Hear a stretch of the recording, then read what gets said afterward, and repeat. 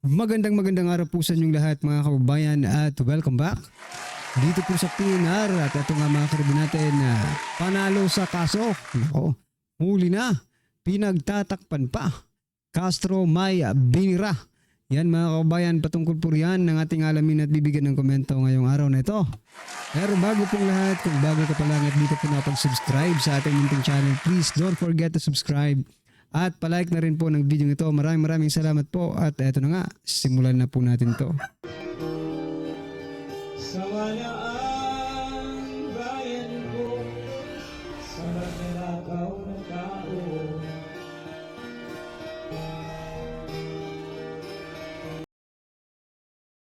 So yan mga kababayan, bago po natin muling i-play ang video ito, eto, pasadahan po muna natin yung ilan po sa mga nagte-trending na mga balita dito po sa mundo ng social media. At eto nga mga karibin natin, unahin na po natin ito.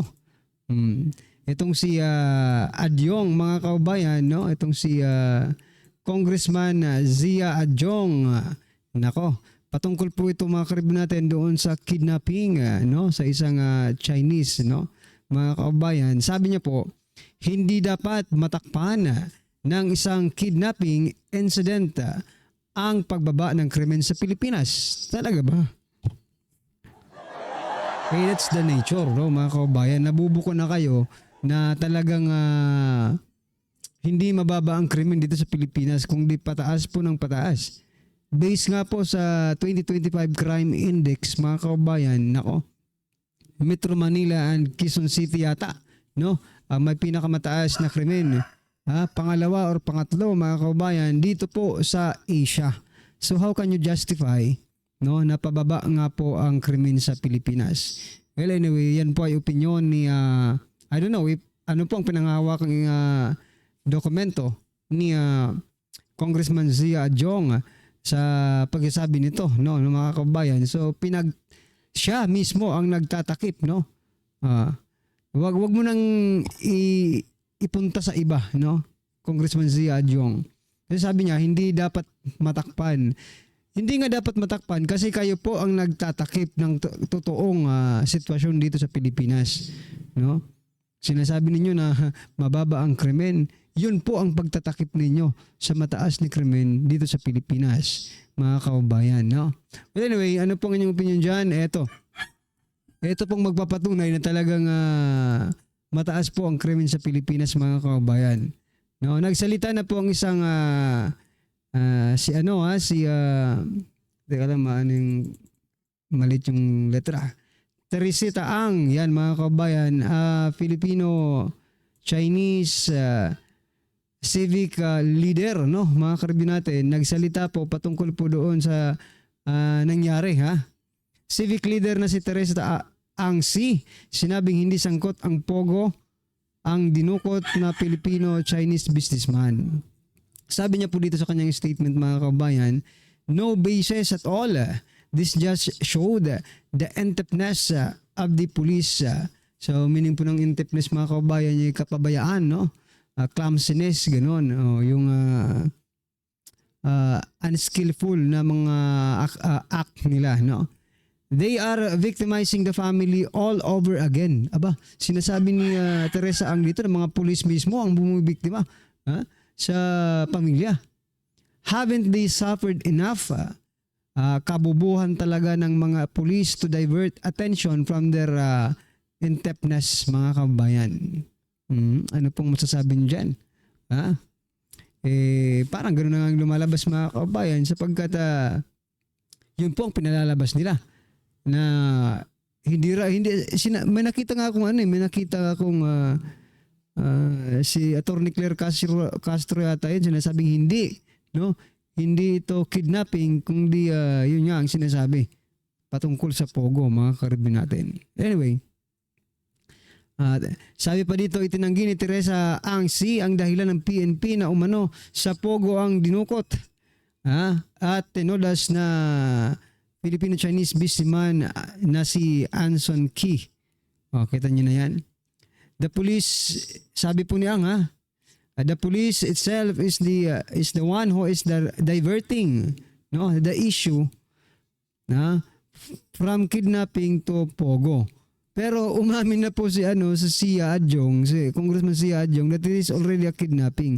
Why these policemen are ito ang reasoning nila. Ikino-connect sa issue ng Pogo, mga kaubayan. Anyway, talagang pataas na po ang krimen sa ating bansa. Ingat-ingat po tayong lahat, mga kaubayan. Dahil ito pa po, Eto, pakinggan po natin itong si Kerwin Espinosa dahil, eto. Aring whitewash kasi malaki ang aming tiwala lalo na ngayon sa presidente natin na si Bongbong Marcos na lahat ng mga insidente dinadaan sa due process. Lahat ng insidente dinadaan sa due process. Nako po, sana nga po magkaroon ka po Kerwin Espinosa, sana po magkaroon ka ng due process. I think you will have due process sa sa administrasyon ito kasi this administration is actually protecting. I don't really mean na protecting, mga kabayan, na siya mismo, no? Pero based on what happened to our country today, parang gano'n na nga. Ang administrasyong ito ay parang pinoprotektahan kayo. Ikaw, Kerwin Espinosa, kaya dapat ka lang talagang humingi ng tulong kasi pare-parehas po kayo no? Pare-parehas po kayo, kaya kailangan humingi ka ng tulong kay President Bongbong Marcos Jr., di ba? Ang masaklap pa sa nangyari, di ba? Insidente. Yung mga sasakyan ko, nauna ako doon sa ospital. Yung mga sasakyan na aming sasakyan, hindi na pinapasok doon sa Ormoc. Yung mga private namin na sasakyan. Hindi talaga pinapasok ng border ng Ormoc. Kaya kayo na lang humusga kung anong klaseng plano to. Well, anyway, mga karibyo natin, no? Yung mga sasakyan daw, ibig sabihin, marami po siyang sasakyan, mga karibyo natin. Napaisip tuloy ako, baka pwede bang lifestyle check muna ito bago tumakbong, hindi, joke lang. Kasi, di ba, saan ba nanggagaling ang source of income, no?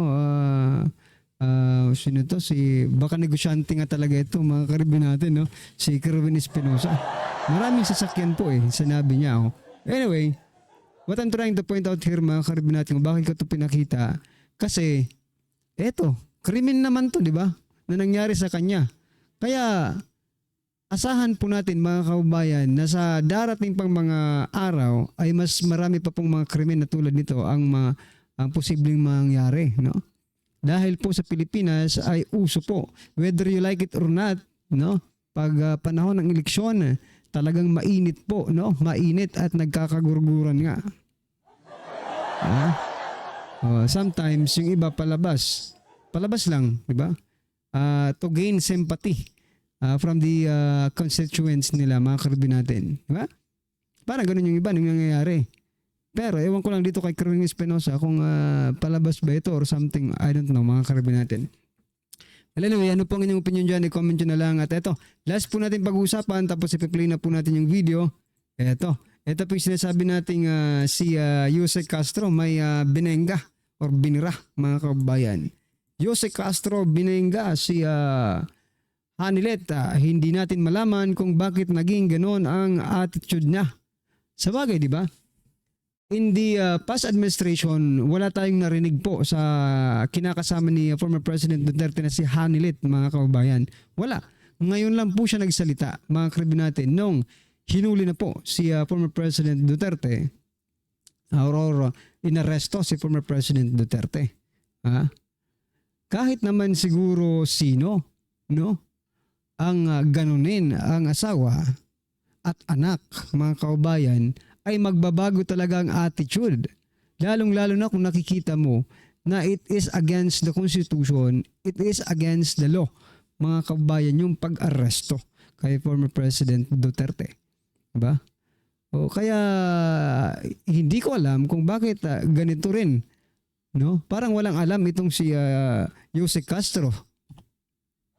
Yeah. Bineltahan ni PCU Undersecretary Claire Castro ang common law partner ni dating Pangulong Rodrigo Duterte na si Hanlit Avancenia. Matapos ang naging pahaging nito sa issue ng umanong ng kidnapping sa bansa. Di ba? O bakit? Hindi ba entitled ni Hanlit Avancenia na mag-comment or magsabi ng kanyang nararamdaman patungkol sa gobyernong ito? Di ba? It is freedom of speech and freedom of expression, mga kababayan. So, anong problema mo? Jose Castro, tinatamaan yata kayo eh. Yun lang po mga karibin natin. Tinatamaan siguro ito sila, kaya nagsasalita rin ng mga katulad nito. Alright? Ano po ang inyong opinion dyan mga kababayan? Eto na.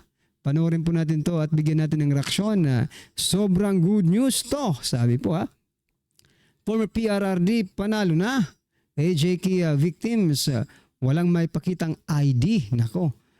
Piloto arestado walang kawala. Eto na po.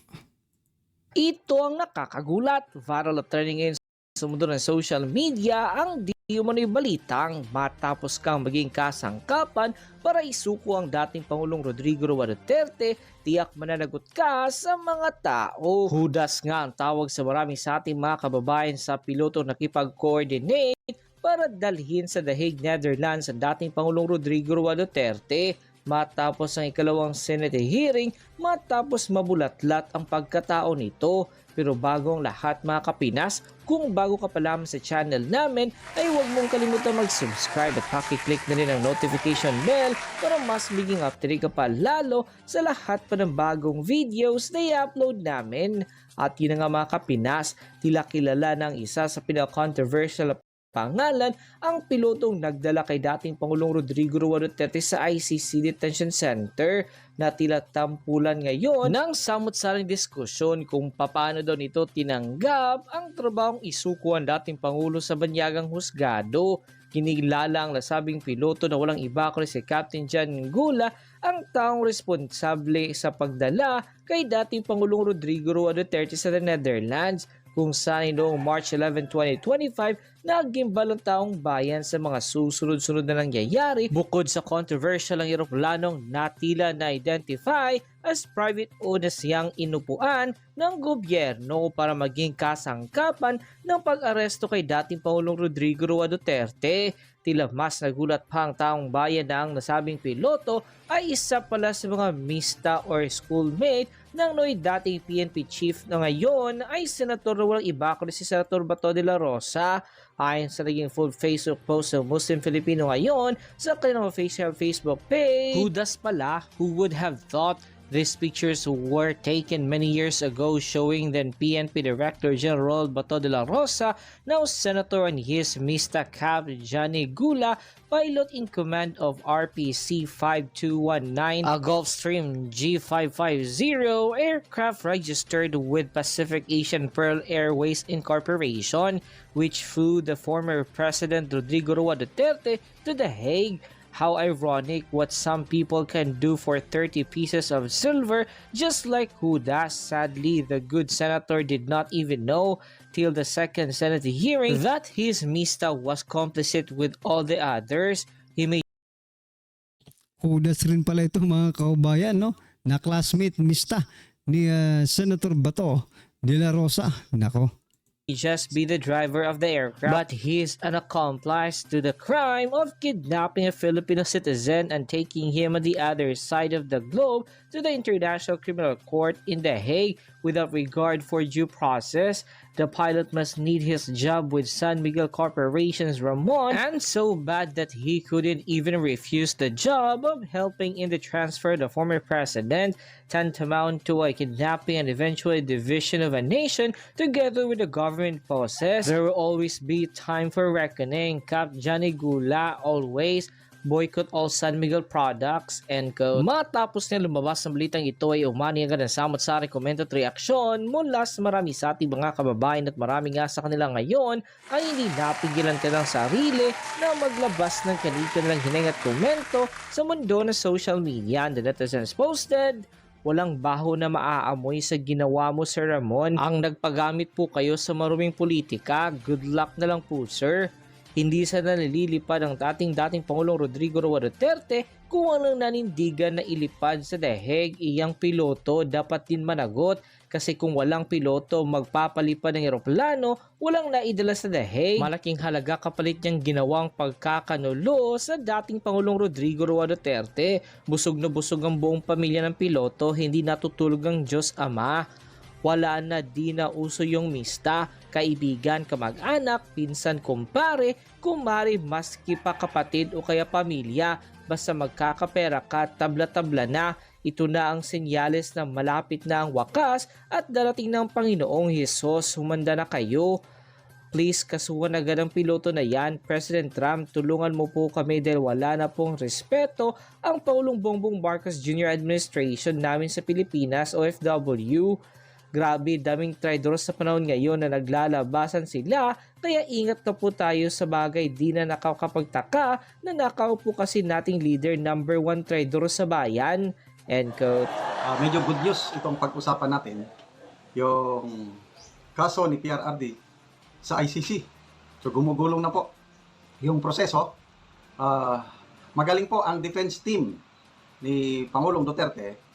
Yung mga alleged victims, 43. Ang kampo ng dating Pangulo natin naghumiling sa pre-trial chamber na magkakaroon ng stricto, stringent measures to verify their identification. Sino-sino yung 43? Dapat ma-identify, magpakita ng ID. So yan mga kaubayan, tama yun, no? Yung 43 na sinasabi nila, dapat, talaga, you're talking about legality. So meaning yan, may mga ID kayo, di ba? Lahat, hindi lang yung 43. Malamang sa malamang, pati po yung 30,000 na binibintang sa kanya, di ba? Ay kailangan po ng ID. At kung pwede nga, magkaroon din po ng death certificate at kung ano pang legalities, di ba? Na ma-identify talaga sila na sila. Yung mga yon. Baka mamaya maging parehas po yan kay Aling Sheila. Na ano lang ng nakaraang taon tapos binintang kay Duterte. At saka yung iba pang mga incidents na ginagamit po yung mga yumaong mga mahal sa buhay nitong mga gumagamit ng picture, mga kababayan. Hindi po pwede yan. It's against the law. Kumbaga, nagtatanim po kayo ng biktima. Tanim bangkay na ba ito? Matapos po ang tanim bala, tanim bangkay naman po, mga kababayan. Nako. Well, anyway, mga kadibo natin, ano po ang inyong opinion, reaksyon patungkol po sa video ito? I-comment na lang po sa baba para at least alam po natin mga kababayan ang inyong opinion. Maraming salamat po. Please don't forget to like the video. Maraming salamat po. Sa walang